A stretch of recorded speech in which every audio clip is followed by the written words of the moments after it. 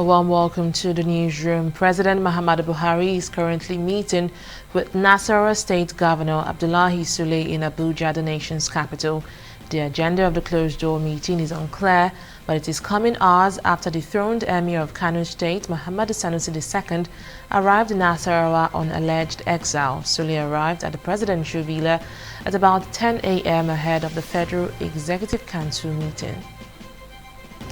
Meanwhile, the Attorney General of Kano State, Ibrahim Mukhtar, says the state government did not banish deposed Emir Sanusi, Muhammadu Sanusi II. Mukhtar, in an interview on Wednesday, said security agents decided to whisk Sanusi away from Kano State due to intelligence reports they had.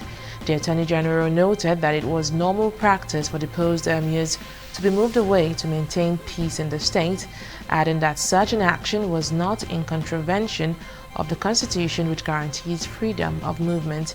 He further stated that Sanusi was not removed because of the corruption probe, but strictly because of insubordination.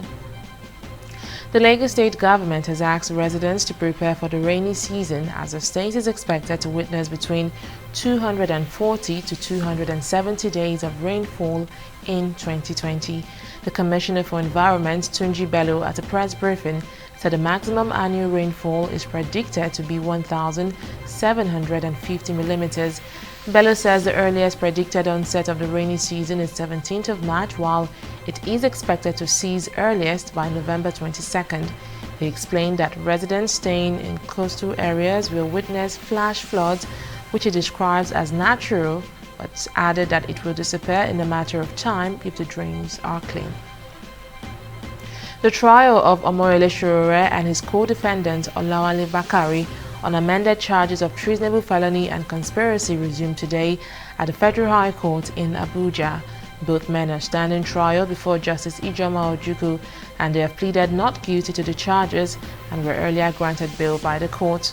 On March 5th, the federal government filed a motion on notice praying the court to grant an order excluding persons other than lawyers and accredited members of the press from witnessing the proceedings. President Muhammadu Buhari has approved the appointment of members of the governing boards of the Nigerian Maritime Administration and Safety Agency, as well as the Nigerian Port Authority. The Federal Ministry of Transport says the NIMASA governing board was made up of 8 members, adding that the agency's new Director General was among the board members. The ministry also said the NPA governing board, on the other hand, had 9 members, while Hadiza Usman remained the managing director of the authority. Britain's Health Minister Nadine Dorries has become the first Member of Parliament to be diagnosed with the coronavirus. The Under-Secretary of State for Health and Social Care said in a statement that she has been self-isolating at home after testing positive, and her parliamentary office has closed down following advice from Public Health England. According to the UK's Department of Health and Social Care, 62-year-old Dorries first exhibited symptoms last Thursday, the same day she attended a Downing Street event hosted by Prime Minister Boris Johnson to mark the International Women's Day. However, authorities are yet to comment on whether Johnson had undergone testing for COVID-19 or whether he will now be tested for the disease. The Premier League game between Manchester City and Arsenal on Wednesday has been postponed as a precautionary measure due to the coronavirus outbreak. Arsenal has confirmed that several of its players are in self-isolation following news that Olympiacos owner Evangelos Marinakis has contracted the virus.